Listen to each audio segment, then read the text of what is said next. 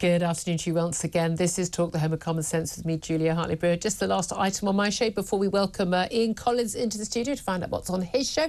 And let's talk to Andrew Fox. He's Defence Middle East expert and research fellow at the Henry Jackson Society and has been joining us throughout, actually, the wars in the Middle East. Well, is it going to be a full escalated war? And the latest developments there, of course, being, that attempted assassination on Netanyahu by the Iranians and the leaking of Israeli plans for a potential strike on Iran, leaked, we believe, by alleged US intelligence breach. Andrew Fox, what do you make, first of all, of that attempt by Iran on Netanyahu using drones and this leak of US intelligence?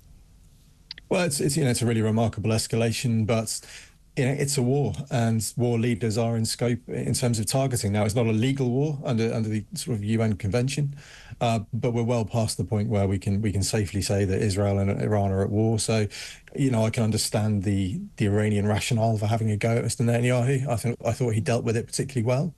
I particularly enjoyed his very cocky social media video that he released afterwards. I thought he's turned it into a PR win for himself. Yeah. So he's taken that opportunity. And in terms of the leak, it almost certainly came from the American side. The security classification was no foreign, which means no access to foreign intelligence or foreign nationals. So it's very unlikely to have passed through anyone's hands but the Americans. Yeah. And in terms of the details in that leak, I've had a good look at it. It essentially says, yes, Israel are preparing for a strike against Iran with some pretty heavy weaponry, and it doesn't really go into a great deal more detail than that. So it's not catastrophic, but clearly it's deeply embarrassing for the Americans. But we've seen this before. Look, we've had teenagers in Britain being able to hack into the Defence Department of the Pentagon, because their passwords were password, 1, 2, 3. I think it's probably not beyond a mystery, is it? I haven't been on air since we had the extraordinary assassination of the Hamas leader, Yahya Sinwar, something which I think is a great source of absolute jubilation and celebration, and should be. Anyone who is not celebrating that, I think you can pretty much tell the colours of their opinions. But this was a mass murder. The man who had, the leader of Hamas in Gaza, the man who had masterminded the October the 7th massacre.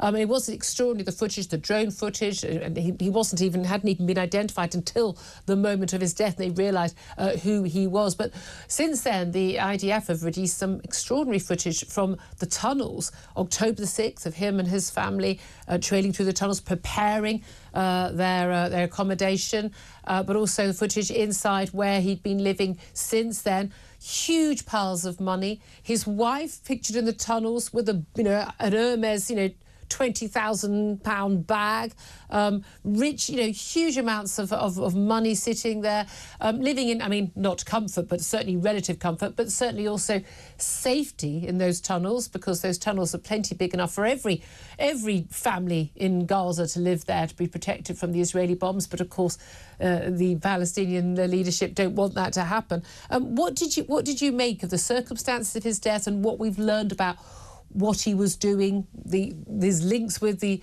UN UNRWA forces as well? What agency? What do you make of all that? It's a drumbeat that I've been banging for months now, and that is that the destruction of the tunnels in Gaza is the kind of strategic main effort for the Israelis.